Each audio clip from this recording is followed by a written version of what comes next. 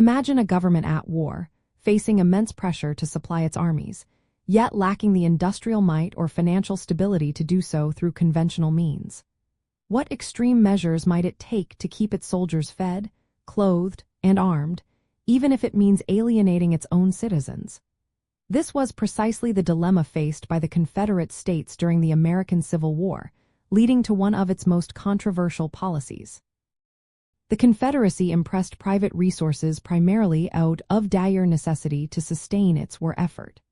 As the conflict dragged on, the government's ability to voluntarily procure food, supplies, and transportation for its armies dwindled, forcing it to seize private property directly from its citizens, often against their will, to prevent the collapse of its military operations. The why behind this policy is rooted in several critical factors that undermine the Confederacy's capacity for conventional warfare. First, the Confederate States had an overwhelmingly agrarian economy with limited industrial infrastructure, meaning they could not produce enough raw materials or even basic necessities for their large army. Second, the effective Union naval blockade severely restricted imports of vital goods. Compounding these issues, the Confederacy faced rampant inflation and a rapidly depreciating currency. Citizens became increasingly unwilling to sell their crops or livestock to the government for payment in what they perceived as worthless paper money, creating severe shortages for the army. This created a vicious cycle where a lack of trust in the currency led to hoarding, which in turn forced the government to resort to seizure. The process of impressment usually involved Confederate impressment agents or soldiers taking food, livestock, wagons, slave labor, and other supplies directly from farmers and civilians.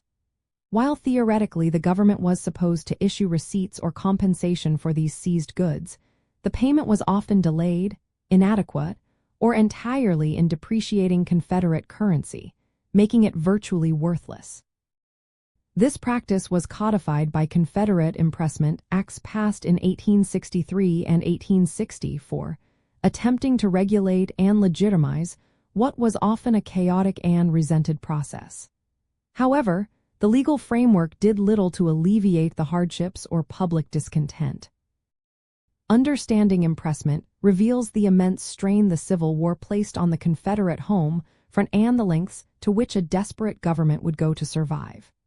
It highlights the fundamental economic weaknesses of the Confederacy and how the combination of an agrarian economy, Union blockade, and financial mismanagement created an unsustainable system. This policy was not just about logistics. It reflected a deepening rift between the Confederate government and its populace, as the very people it claimed to protect bore a heavy and often uncompensated burden for the war. Ultimately, the impressment of private resources was a testament to the Confederacy's internal struggles and a major contributor to its eventual downfall. It eroded civilian morale, fueled widespread resentment, and ultimately failed to solve the fundamental supply problems, showcasing that even with the power of seizure, a government cannot indefinitely wage war without a sound economic foundation and the continued, willing support of its people.